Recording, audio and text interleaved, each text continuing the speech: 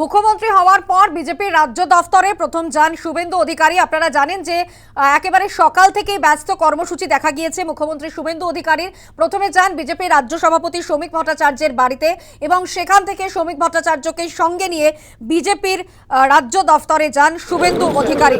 শ্রমিক ভট্টাচার্যকে সঙ্গে নিয়ে সল্টলেকের বিজেপির দফতরে যান মুখ্যমন্ত্রী শুভেন্দু অধিকারী। সাংগঠনিক বৈঠক শুভেন্দু শ্রমিকের এবং বিজেপির রাজ্য দফতর, সেখানেও কিন্তু একটা দেখা যায় সাজো সাজো রং পুষ্পবৃষ্টি বিভিন্নভাবে কিন্তু বরণ করে নেওয়া হয় নতুন মুখ্যমন্ত্রীকে।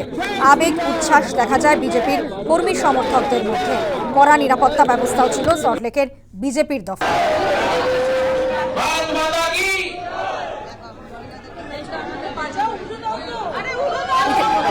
ইতিমধ্যে আপনাদের যে ছবি আমরা দেখাচ্ছি যে একেবারেই নবান্নের আগেই ঠিক রাজ্যের বিজেপি দফতরে যান শুভেন্দু অধিকারী এবং সেখানে গিয়ে কিন্তু তাকে স্বাগত জানান বিজেপির কর্মী সমর্থকরা।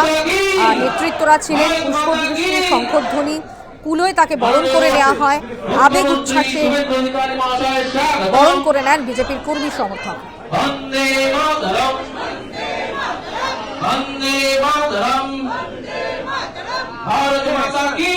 এবং সেখানে শ্রমিক ভট্টাচার্য বিজেপির রাজ্য সভাপতির সঙ্গে বৈঠক করেন শুভেন্দু অধিকারী। মুখ্যমন্ত্রী হয়ে প্রথমবার দলীয় কার্যালয়ে শুভেন্দু অধিকারী 207টি পদ্মের মালা দিয়ে বরণ করা হয় নতুন মুখ্যমন্ত্রীকে। পুষ্পস্তবক, ফুলের তোড়া, শঙ্খধ্বনি, গাছকৌটোতে বরণ করে নেওয়া হয় শুভেন্দু অধিকারীকে। পুষ্পবৃষ্টিতে স্বাগত জানায় বিজেপি কর্মীরা। উচ্ছ্বাস আনন্দে মেতে ওঠেন কর্মীরা।